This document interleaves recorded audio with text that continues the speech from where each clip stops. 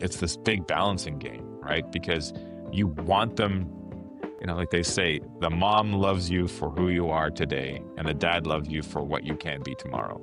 And Yeah, that's so true. it's very true, because you're thinking about the next thing, but the mom's there always comforting no matter what happens. Yeah. Whereas the dad gets pissed off. At least I know that can fall under me quite a bit. That resonates with me.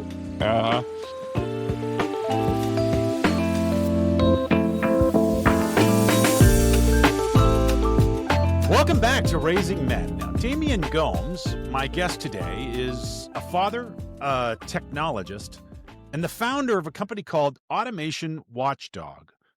He's a longtime scout leader and mentor, and Damian has spent years guiding not just systems and startups, but also two sons into adulthood.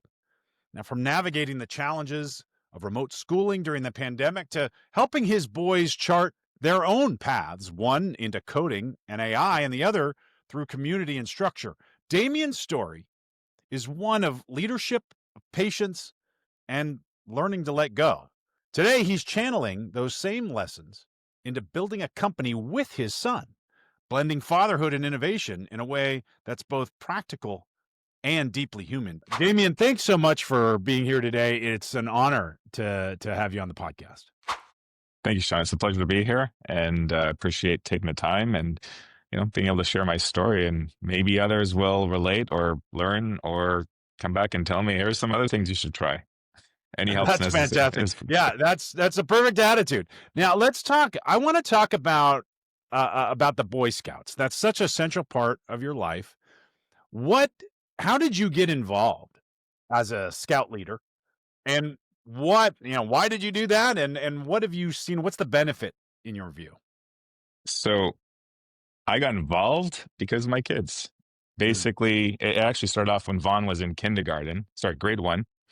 And he had just gone from the special needs class into a regular class where he gets pull-out sessions to get extra help for therapies and things like that. And what happened is, beginning of school year, the scouts show up into the class and they're in their uniform, and they get the kids riled up and excited about who wants to shoot BBs, who wants to shoot arrows, who wants to go camping, all the fun stuff that a kid would just dream of doing. And so they give this flyer. Vaughn comes home, says, I want to go into scouts. And we said, that's a big commitment. Yeah. Let's focus on school right now, do well in school, and then next year we can do that. So next year rolls around, Vaughn did well at school. So in grade 2 now, same thing happens. He comes home with the flyer, and we said, okay, now we want you to understand, this is a family commitment. It's not just about dropping you off to some place and they just take care of you and you guys get to play. We're going to be involved. We're going to go on the campouts. And he loved it. And his younger brother, 4 years younger than him, Zane, would show up to the meetings. We got on the uniform, even though he wasn't actually part of a den yet because he was too young. Yeah. But he came on the campouts. In fact, the first campout, we were concerned because it was 80-something degrees. Vaughn had a fever, and we're like, oh my gosh, this could ruin it for him. He was sleeping in the tent, and it didn't. And so the kids loved it. Not the troop, but the pack, when they're younger, they're in a pack. The pack we were part of, they had 5 campouts a year, which is quite a bit for youth. And that has to be coordinated. And at the end of the first year, I said, I love this. This is amazing. Someone else coordinate. It's like 5 family vacations we take every year. They are not expensive. The kids are having a blast. And someone else takes care of it. I just have to show up and help out. Later on that year, a year and a half into it, the old Cubmaster is moving on, went into Boy Scouts with his son. Literally hands me the keys as he's walking by. In a sense. That's how they get you. That's how they get you. You start off thinking, "Oh, this is great. All this stuff is done for me," and then pretty soon you're the guy doing it all. Yeah, I knew nothing about scouting. I knew nothing about camping. I just saw what the first year was like, and I said, "Okay, well, let's keep this going." And then I was the Cubmaster for 7 years. So I was the guy organizing the monthly pack meetings, the campouts, and I got to find out what it really was to me. At first, my view was, hey, this is a great family thing to do. But then when they go from the pack to the troop, that's when the kids start going into their own level. That's when they start becoming responsible. As a pack, the parents do everything. We're just there to make sure the kids are safe, they have fun. Uh, but then that transition point, it's in grade 5. And grade 5 is also the thing where you go from, and where you enter middle school, right? And there's a change because the kids are more mature. At grade 5, they start kind of getting a little bored and tired of the things because we have to keep the program from kids in kindergarten Right. up to grade You have 5. you have kindergartners interacting with the 5-year-olds, and Yeah, so it has to be applicable to both. correct. So bring around the fire chief and the fire trucks and the police cars aren't as exciting anymore. It's been 5 years. Yeah. Yeah, yeah, we've seen this over and over again, and they're just more about, well, what's next? What's the higher adventure? What's the next thing that we get to do? Yeah. And these kids are kind of slowing us down, and so that's why they transitioned then into Boy Scouts. And even Boy Scouts, the experience, based upon the troop you go to, you'll have a very different experience. Sure. Some troops are what they call boy led, some are adult led, and the difference is organization. Uh, we kind of teach our kids about storming, norming, and performing as part of our regular cycles because the idea is when you have a change of any leadership, whether it's at home, at school, in Boy Scouts, and the government, you tend to go into this storming position, right? No one really knows exactly what their role is. And it's about, well, how can you help out? How can you help the new leadership, whether it's in your troop or maybe there's something happening at home or at school? How can you help them to bring it from the storming to norming? How Mhm. can you help guide So others what if does you're what more does aware? norming mean in that context? So storming is everyone's kind of running around, Yeah. scrambled, not really sure of the role. Then norming comes in, which is okay. We've got our roles. I kind of start to understand how to work with this person and how to work with them. And so when it comes to Boy Scouts, that is their first few campouts. It's storming because the new leadership's in there. They haven't really. They're the ones instructing the kids on what to do, and there's a hierarchy of your senior patrol leader and then your senior assistant, senior patrol leader, and then you have your patrols, which are groups of 5 to 8 boys or so, or kids. And the idea is the person in charge is the one that's supposed to direct and try to be more hands off, lead by example, teach. We teach them EDGE method, which is it's been a while since I've used it. Explain, demonstrate, guide, and enable. Huh. So the idea is this is how you teach someone else to do something. Because if you're more senior, do you want to keep doing? Do you want to keep packing the trailer? No. Ideally, you teach the younger ones how to do this so that way Yeah. you can step back and make sure the whole machine of scouts is moving properly and we get out of the campsite on time. Everyone's got their gear. Otherwise, we don't get to stop at the gas station on the way home. And the gas station is gold to them because I they're imagine it told. is, yeah, because it's where the snacks are, and they've been eating, canned beans for 3 days or something like that, right? Uh-huh. So they Yeah. get, they have if they're smart enough, they remember to bring money and they take their money. They get to go in the store, they can buy what they want. And it's a huge goal for them. And they will work hard on Sunday mornings. To They make they sure call they them, get to stop at the gas station. yeah, I they I call it, feel like that's a really powerful way to help cultivate responsibility and leadership in your boys. yes. And it's when as they step up into higher positions, they start to see the things that we see as adults. Yeah. Like, what are these kids doing? Why is this kid just sitting on all the, like, there's sometimes, so on Sundays, that's when we're leaving our campouts, and we call it no sit Sundays. So the idea is no one should be sitting down until we're all done. Mhm. And inevitably it happens. Kids drift off, their attention span, their focus, they're tired, been sleeping outside for 2 days. Yeah. Uh, Most of the time they eat pretty well. In fact, that's, one of my troops, they pride on their cooking and they have cooking competitions and they are phenomenal. Uh, some of the things that they've pulled off. So that's norming is as people start to find their roles, they know how to work with each other. They know someone's weakness, their strength, and maybe they can leverage that a little better. And then performing is it's 4 months into it now. They get to the campsite and everyone just knows exactly what to do. And setup is faster. There's less arguments. There's less chaos. It just happens, and the adults are just relaxing. That's a good place to be in. Relaxing sounds nice. What do you think modern boys get out of what scouting offers? I think there's a few aspects of it. There's when a boy ranks up from scout, tenderfoot, there's different ranks all the way up to eagle.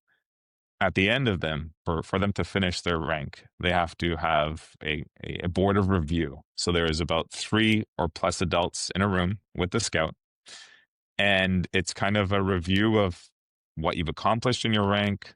What's your feedback on the troop? Are there things you want to do that we're not doing? Do you like what's going on? What do you not like? Um, and it's to get their feedback. And it's also kind of a practice of one day you're going to be sitting in a room with other adults you don't know so well, and they're going to be asking you questions about things you've done, and it's really an interview. Uh, And so I look at it as there's one is we're preparing them for what real life is going to be like. There is 135 or 150 odd merit badges. And these merit badges are in everything. There's engineering, there's nuclear physics or something like that. wow. There's rifle. So there's from the fun stuff. And then there's the educational. So there's basically, I tell them, if we're talking to them, do you have a clue of what you want to be in the future? Some of them are pretty clear and they know what they want to do. And I said, well, try the merit badges surrounding this area. It's a great place to try something. And if you don't like it, you don't have to finish it. I mean, that's up to them. But ideally, they do finish it because it's not, most of them aren't super difficult. Some are. So the idea is for them to experiment now while they're young, learn about the things that they like, they don't like, and help shape their potential future. So there's the potential career path in life, right? There's auto mechanics. I think they're adding something about trains. There's plumbing. There's Wow. electrical. So any field of study, there's probably a merit badge for. And so it gives you an exposure to that, to learn whether this is something you like or not. Who knows what might come of this. The other part is through scouting is we try to get them to take leader positions of leadership. That's one of the requirements to advance is you're helping the troop evolve your role of leadership. You have to learn how to plan things. We have something called a patrol leader conference. Those are generally set up to take the leader of the youth, the group of them, and to help plan out what the next week is going to look like or the next camp out. What are we going to do? And some of the things that we do are just the basics of, okay, imagine we get to the campsite. What happens? Just step by step, getting them to think about something and not just wait till we get there and then panic because they're not sure what we're doing. So there's the whole planning and leadership. So it's really making the boys for the next generation to go out there and take positions of leadership. How do you manage a group of people that disagree on things? And the failure points are great because the worst thing that happens is maybe they don't get their dessert because someone forgets it. Right. And so it's just going through this repetitive type experience, even though to me and you, it would be so simple to plan a weekend and what needs to be done. Yeah. The idea is they need to go through and get their battle scars of forgetting things, remembering to do better the next time. So you've got the potential career path, you've got your leadership skills path, and then at the same time, this is supposed to be fun. Yeah. This is Right. supposed. So as the boy-led troop, we asked them, what were the campouts you didn't like last year? And so in fact, there was in the troop that for my younger one, they decided not to go to Daytona next year. Interesting. So that was the leadership positions that they plan out the next year, and they said we don't want to go to Daytona. It's cold, it's windy. We've done it every year in a row for the past 5 years. Let's skip it this year. So when that news was brought back to the troop, they were upset because a lot of people love it. And so, but they said, but you guys complain all the time we're there about how cold it is. Let's go on a camp out somewhere else.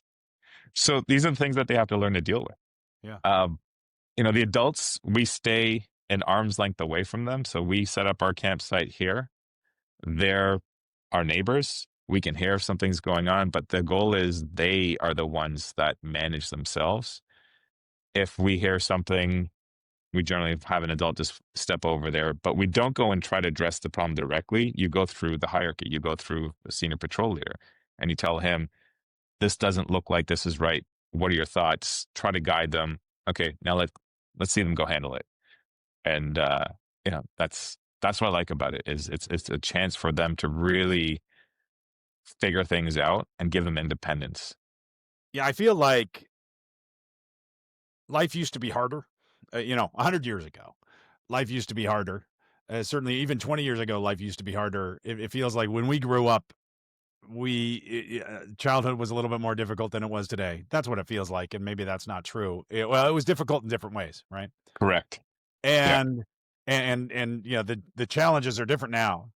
Back then, some of this stuff got introduced to you more organically, as opposed to having to contrive the situation that will teach you how to be a leader or teach you to be independent. And so it feels like a really, really good way of providing that structure and make these things happen that used to happen organically. Yes.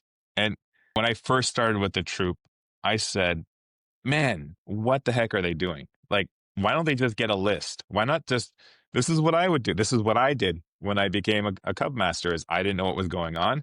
I document, I make a list, I have my 10 mind maps, and I can reiterate any of them at any time. I can tell Yeah. you exactly how I planned a camp out from 8 years ago.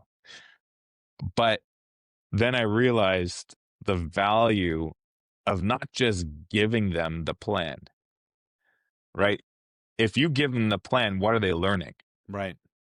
So the Yeah. idea is let them carry on tradition by word of mouth, not through, it's not an organization where there's something critical that you need to manage and the knowledge has to be perfectly kept and transitioned from one manager to the next as there's resources rolling out. You almost want them not to get all the knowledge. You want them to get just enough. First of all, they've observed it for enough time that they should have figured out stuff already. Yeah. And the next is if you give them the templates and the playbook to run through, then they're just following direct orders of what they've seen before and it's Right. The mapped out. skill is actually originating those things. Correct. And starting over. And so that's when I realized my mentality of why don't they just make a list and just pass it off? Because Right. then it becomes too easy and Yeah. the They don't learning. know to do that. Correct. And then when they invent lists, then it will be a significant accomplishment. Yes. Yeah. And then they could apply that to themselves in their own way. Right. And that's the skill that they've now built up Yeah. and they see the value Yeah. versus just Not saying, not the skill of being able to make lists, but the skill of being able to figure out that lists are the right solution to this problem. yeah. Yeah. Now, the organization, Boy Scouts of America, has faced some challenges recently, and like a lot of institutions. Hmm. And what, a lot of people I think ran away from it at that point, but you doubled down, right? What Oh, what yeah. made you double down on scouting even when it faced challenges? If I recall the numbers properly, it's about 130 million kids have gone through the scouting program Wow. and 30 million adults of volunteers. That's Yeah. significant. And yes, the program did have issues. And anywhere you have adults and kids, there's a great potential for issue and abuse of things. And I've looked at that and I've seen the program has changed. So there's something called youth protection training, YPT. Every adult leader is required to take this. In fact, every adult's supposed to take it. We've instantiated concepts and requirements. So, for example, two deep leadership, meaning there should never be a youth with another adult that's not their parent by themselves. Yeah. You should have two. So, for example, and it protects the scout and the adult, Right. Of course. right? Because if you're alone with this child and they make a claim of something, you're done. Like your career, just that claim going out there of something, even if nothing happened, Yeah. it's too late. Yeah. So as an adult, you want to enforce bringing another adult with you. If you're going to talk to a youth, maybe they're not doing something properly, and things will happen. Kids are kids, and we're working outdoors in the outdoors, and there's arguments. They get upset at each other. They get tired. Kids can rub each other the wrong way, and so when you do need to step in, you want someone else there to be present to ensure that nothing else happens, and it Yeah. protects the scout, but it's also protecting adults. Yeah. And so the kids take the training as well. The adults take the training. Now, for any adult that will go on a camp out, they are required to have background checks as well. So they've instigated that's instituted now. So they have, it's not like they just sat around and didn't change the program. That would be Yeah, a whole yeah, different it story. seems like they used it as a way to really strengthen the program, Yeah. and so the risks, they've been through the gauntlet, so the risks are lower now Yeah. And then I than they look at ever other have. institutions, schools and things like that. Yeah, They are not applying those same rules. And so there's an exposure to them on that point. So I think that they've done the right steps to go in and head this off. So this shouldn't happen anymore. Like I don't see how things can happen. yeah, Um, it's just it really shouldn't happen anymore. And so that no, is a big part of it. The value out of what I was seeing with my kids, and just for myself, selfishly, just being able to see my kids grow up in a very different aspect, I found something very valuable to look at my kids. So in Boy Scouts, depending on the troop again, in one of the troops, your child does not address you as dad. You're not the dad anymore there. You yeah, are an adult leader, and they should not be going to you for their problems and things like that. Go to another one. wow, Um, and they can call you first name or last name depending on Mr. Damian or Mr. Gomes. yeah, And the idea is if you see your kid goofing off, tell one of the other dads to go, you know, yeah, handle, yeah, give the interesting, message, yeah, because they need to hear things from other adults, and that's a big part of it. Is how do kids interact with other adults? How do they yeah, respond to them? How do they respect them? And I just like the idea that one, I can see my kids from a distance and just see them turning into young men as they go through this, yeah, and see how other people see them as well, yeah, versus being the dad always and trying to bring down the hammer every time that something's not right. Like, back off. They're here to learn and make some mistakes. yeah. I wanna shift gears a little bit and talk about some of the experiences you had during the pandemic. The pandemic occurred for you at a really, really sensitive time for your boys. And there were some really, really unique challenges that I felt like are really emblematic of how people experienced, or really representative of how people experienced the pandemic. So let's talk about that for a minute. Let's talk about the pandemic. Looking back, how did that pandemic time reshape your family dynamics? What were the challenges and what were the solutions to that?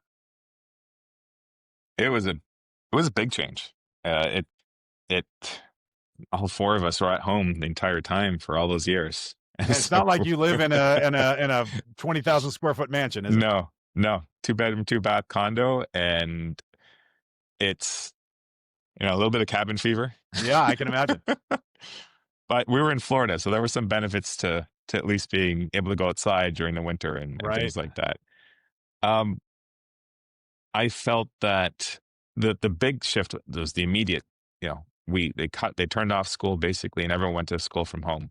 Yeah. Fortunately, our district, our county, was already ready for school to be remote, in the sense of they had already had some programs out there. Duval Virtual. Can't say everything was the best. There's always learnings to go on. Right. Some pretty painful things, but they quickly adapted and got all the kids going up and ready for school from home. They even had a laptop program out. They had, for kids that didn't have internet, they actually had a little Wi-Fi devices that they would send out to the kids. We had internet and everything and computers, so we didn't need it. But for those Yeah. that didn't, they were ready Yeah. to go, which was impressive. Um, How did the your kids take to the new regime? my older one was probably in grade 7 at the time, and I think it was March, April when they flipped. So they had a couple more months of school left. In Florida, we finished school earlier by the Yeah. end of May, not into June. And I think he was mentally wanting this. He'd already complained prior about some of the kids in his math class. They were goofing around all the time. The teacher couldn't teach the lessons properly, and he actually wanted to change classes because of that. Wow. And I said, we can do that, but we don't know what the other variables are going to turn out to be after we shift you. That Yeah. would change your schedule. And are the kids really going to change? So I said, just hold out on this, and I don't think there's much we can try. How long can you handle this for? And then COVID happened. So he went remote. It was a very different experience. at first it was teacher-led classes, so you were just it was the same schedule as school, but you had to be in front of a computer. Right. So there's still, let's call it, the babysitting taking place, right? Yeah. Um, and they did that for a year, and I think we transitioned into another program where it became more virtual. So in fact, the the the teachers were optional in this point. So The it was essentially classes, self-paced. yes, self-paced, watch these videos, do some exercises, complete your work, take pictures, upload documents, someone would review it. You would meet with the teacher on some regular basis for a review, or if they had questions, or if you had questions. And my older one, he excelled at this. Well, okay, not right away. Right. And in the sense of self-pacing, that is, you know, you're sitting on a laptop, access to the entire internet, Yeah. which is problematic. And you're 13, 14, 15. Right. Your brain isn't even the portions that are needed yet. The controls aren't even there. Aren't there. Yeah. And, you know, so this was probably when kids started going back to school, when we pushed into the self-paced program. Right. Our kids decided that they didn't want to go back to school in person. And we thought about it quite a bit. And I said, there's some capabilities that enables. That means we are mobile if we want to go somewhere, do something. And we have since then, which is the whole point of that. Yeah. That we can just pick up our kids and go visit the grandparents and go somewhere, Ohio, Canada, for a couple weeks. And they can keep doing school and learning, and we can still have a little more freedom of our life and spend and more focus on family time. That path to get there was painful, and the memories come back pretty quickly because they fell behind pace significantly. Sometimes in a couple classes where, oh, there's an assignment from 6 weeks ago. There's Oh, wow. tests, because you're not graded on submitting things on time. You're graded on submitting things, and that's, it's Oh, the yeah. quality Right. that you're getting in. And so I struggled with that. I struggled with I struggled with what school is now. There's so many other ways that this is split off, just because, like, what is the goal of school, right? When we went to school, you had a quiz. If you failed, you failed. That was it. Yeah. That was your mark. That was your permanent record, and it doesn't change. Right. Now I'm finding out in person and remote school, if you fail a quiz, you can take it again. Interesting. And maybe they change it up the next time or don't. I don't know exactly. I Yeah. don't sit down there and look at it. And then I thought about it. I said, you know what? Maybe there's something to that, right? If the goal of school is to learn something and they took a test, they weren't prepared for it. Right. Why are they punished for the rest of their life? Right. Because then they kind of give up on it. Then it becomes Yeah, that's something, right. well, You're not teaching them to learn the thing. You're teaching them to do something different. You're teaching them to take a test. yeah. Yeah. So then I said, you know what? But then if you do 90 or 100% the next time, Right. isn't that, you just learned something? Right. Isn't that the goal? Right. So a quiz or a test, it's just more exercise. So what you're effectively doing is just doing more homework to do better the next time.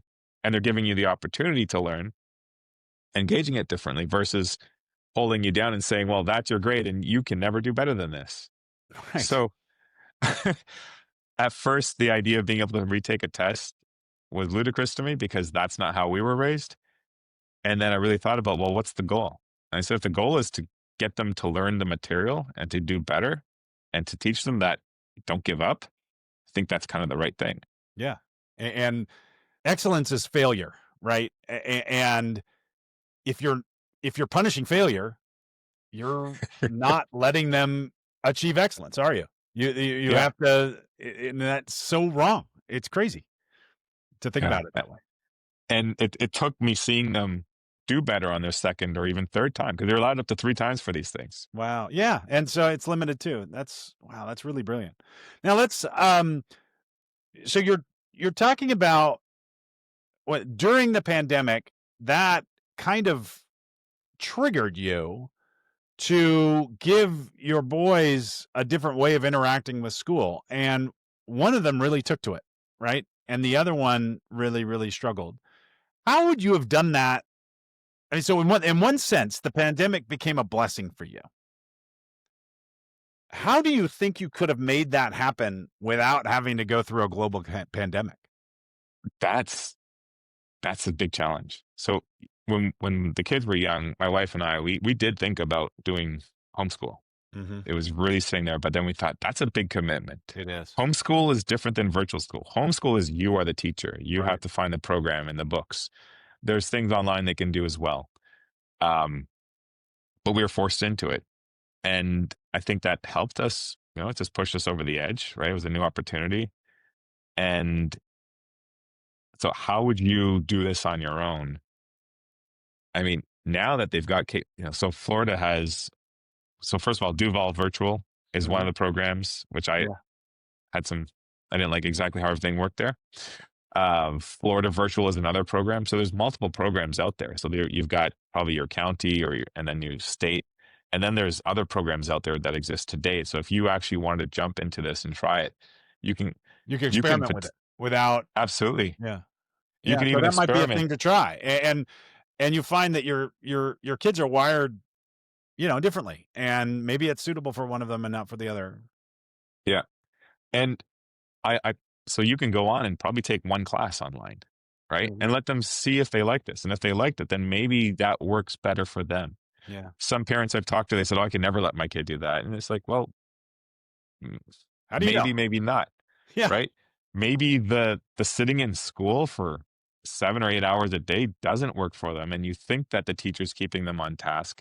And so that was a big decision for us. Is when you go to college, if you go to college, when you grow up and move out of the house, you have to have learned how to pace That's yourself right. already.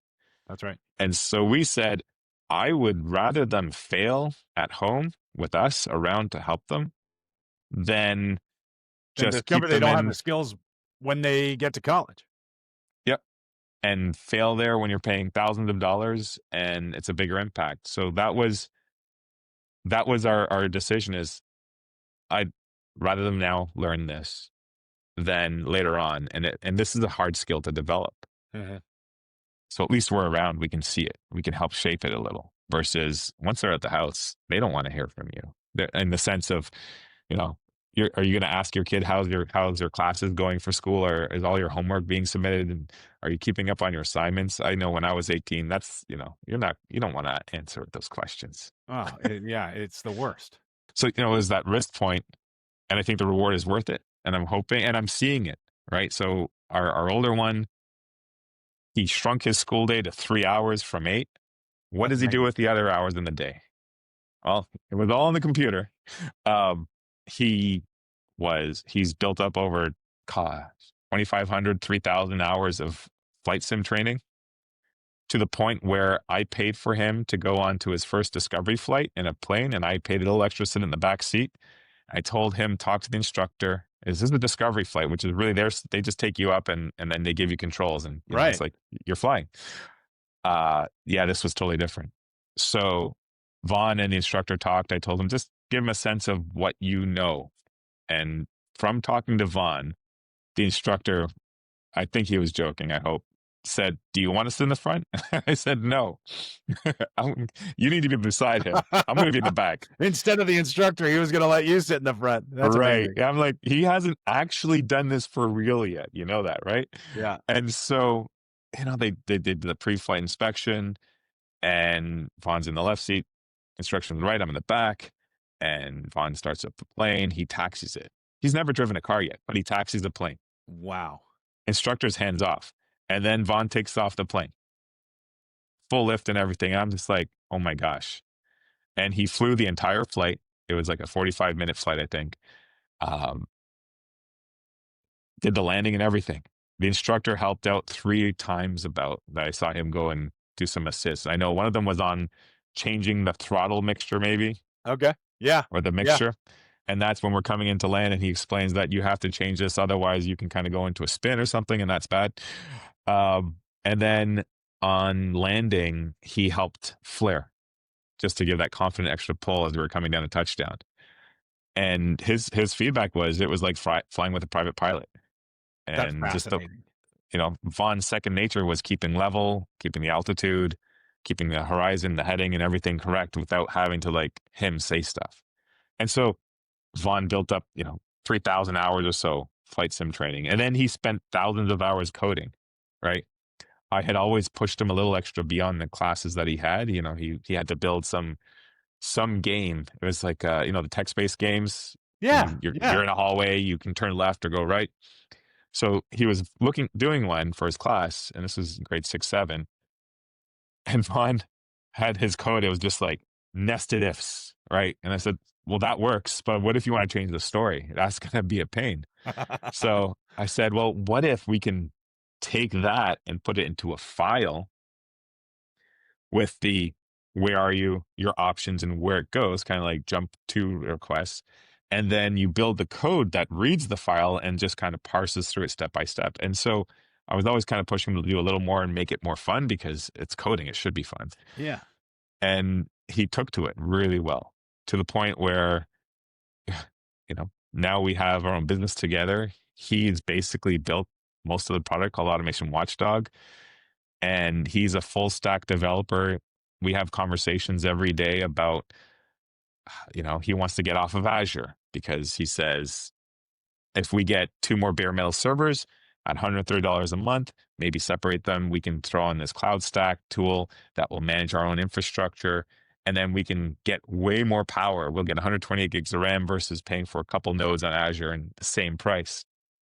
So it's given him opportunities to really excel and find what he's passionate about. And if he had spent 7 or 8 hours a day at school, that Just would never have daydreaming. happened. And yeah. And just so that everybody knows, how old is Vaughn? He just turned 18 now. That's incredible. Um, he loves contributing to open source projects. He builds his own tools all the time. He's got 2 graphics cards in his computer, and he's testing out all these things and just seeing how the models run. He's surpassed me. That's for That's so sure. amazing. Well, and he's got the time to do it I because know. I'm jealous. I wish Like, I had that kind of time. I'm with you. What do I you was think? What do you think was the hardest part about letting him figure out his own rhythm there? allowing for failure. Yeah, Like allowing him to screw up so badly where he's stressed, where he's behind on a class, there's potential failure, and then just he's got to figure it out. He's it's got to like you're figure out. watching the boat approach the iceberg, and you have to decide: is that an iceberg that's going to kill the boat? And if it's not, I have to let him hit it so Right. that he can figure out how to repair the boat and avoid the iceberg next time, and all of that. Yeah. And that's part of how some troops work in scouting, Yeah, right? We want them to come back home in one piece, and they will. yeah, They'll be a little bruised, maybe a little hurt, but they'll be stronger with it, yeah. and they'll have learned something from it. And so we have to allow our kids. And when we grew up, we were in the streets all day. We were just doing whatever we wanted, and the parents, the lights come on in the street, and your You're mom supposed comes to go outside and home. just yells out your name, and you're like, I gotta go. Yep. And in today's society, I don't think that's happening. I mean, No. we're in a condo, so I can't let the kids run around. We're in a parking lot. Right. That's not safe. So Right. we were always there with them if they were outside playing. Yeah. And that was a big part. That was a big adventure for us with scouting is we go to a camp out and I just let the kids go. And we would, when it's time for lunch, we ring the bell and all the kids come. And when it's time for dinner, the bell gets rung and they come back and eat.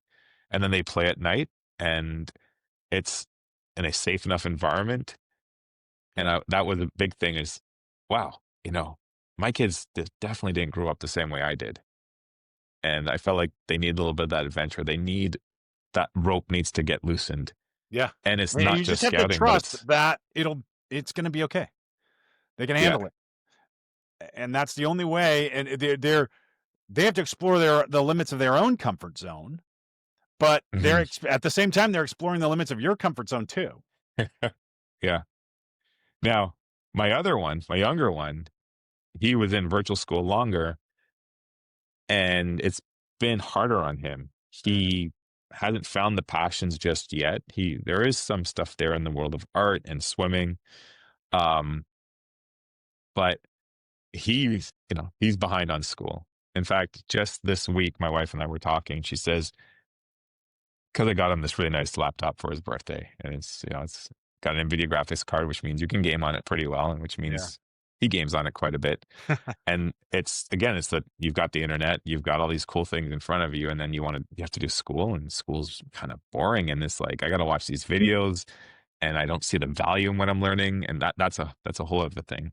Right. But if the whole goal is okay, well, if you can get through this, there's some hanging fruit here for you that you will enjoy, and that's going to be free time.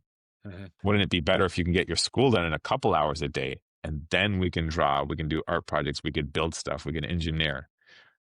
So my wife said to me, his laptop has too much access. And so I said, well, I got an extra laptop sitting around. I threw on some Ubuntu version on there, Zorin, I think, OS, and it's got a bunch of cool educational apps. So I'm waiting for him to discover that those things are there and see where he goes with that. But Yeah. it's locked down. Like it's just meant for school. Right. He's not going to be able to install anything. And I feel like he's just got into high school. He's in grade 9. It's all virtual. Mhm. And I feel like he's starting to get a sense of accomplishment now as he's starting to have less distractions, something that he was unable to control before. So we've had to step in differently for him. Whereas my older one, it was harder because to my wife, she looks at him, he's always on the computer. To me, like he's learning Yeah. everything. Yeah. So it's a balance of what are they doing? What do you think they're doing? And what are they really doing? And if they're learning, and they learn different than us because these kids are growing up with YouTube, and these people have created amazing content where they're just sopping up this information. Yeah. And it's so the learning patterns are changing. Right. My younger one, while he does well at school when he does it, but he's more interested in Mark Rober and what he talks about, and these other scientists that have their own channels and they're doing chemistry experiments. Like, why can't I would love to see these guys create the new education system. That would be amazing. Where Yeah. it's just like get the best people that are that actually care a lot, and they're just invested in what they're doing.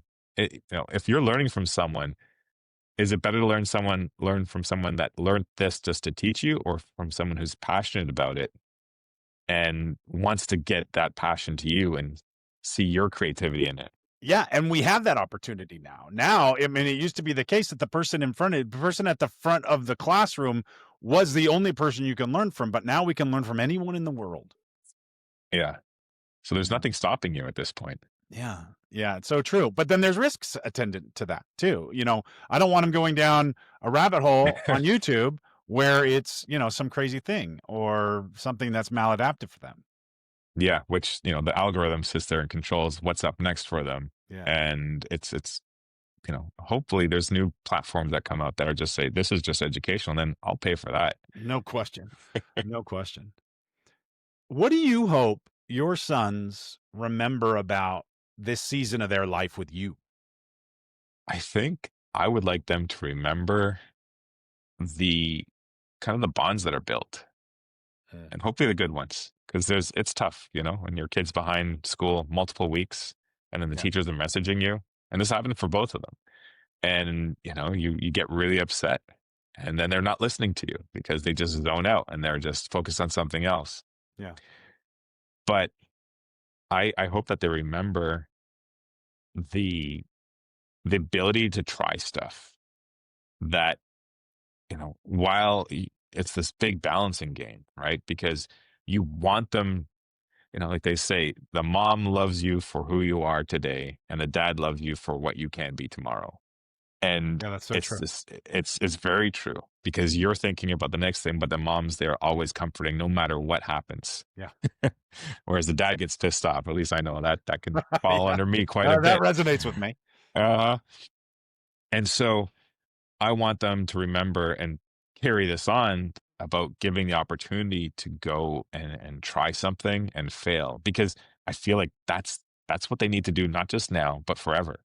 Because it's that trying something new Uh-huh. and learning and being self-paced, self-taught, that's how you find your own path.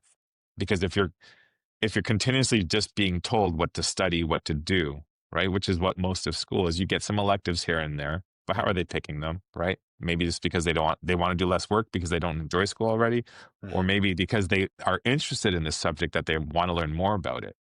So it's the ability to choose their own adventure and to keep trying, and knowing that if you fail, we're there and we'll help you. I think that's a life lesson that I want them to carry, and I want them to try the experiments. I want them to push themselves beyond what they knew before, and know that if they fail, you can get back up again, because that's success. I think that is a beautiful sentiment to close the conversation on. I like to end these conversations by putting people on the spot, and you can take your time, but tell me one principle that you feel that you try to live by, that you can share to the world about raising men. I think it's the one that I still struggle with today. Is let's call it maybe consciousness, self-awareness. It's the idea of not getting caught in the moment and following the paths that have already been built up in your brain and handling things exactly as you handled it before, but to pull back from the situation and become mentally aware that you can consciously change how you want this to go. It's like And there's a tension between presentness and perspective, and you need to manage that tension and keep those things in balance. yes, because you can get really upset at your kids very quickly, and it's because you're dealing with them for their entire life, right? So it's so much easier to deal with someone else's kid because you only have to see that situation once or twice. Yeah. But the moment it's yours, it's been 1,000,000 times, right? So there's this compounding framework sitting there, and it's like, well, I have to try something else. This isn't working. This That's isn't so working. true. If it's a stranger's kid, then you have to deal with the data point. But if it's your kid, you have to deal with the line. Yeah. And being able to step back and be like, let's treat this as an independent event. Right. And maybe I would handle it better. And it's very difficult, right? Yes, Because it is. you see them doing something and you want to stop, and the typical things go into place that you've done 1,000 times already. So how do you pull yourself out of it to say, wait a second, okay, let's see if we can do this better than last time? Because you've done it 1,000 times. It clearly doesn't work. You need to come up with a different way. Yeah, what you've done in the past has led you to this moment. Correct. Yeah. I love that. That's fantastic. Well, Damian, this has been absolutely fantastic. My friend Damian Gomes is the CEO of Automation Watchdog, a service that he runs with his son that helps you guarantee the business value of your automations and AI agents. He joins us from Jacksonville, Florida. Thank you so much, Damian. Thank you, Shaun. It's been a pleasure to speak with you. Thanks, buddy. Raising Men is produced by Phil Hernandez. This episode was edited by Ralph Tolentino.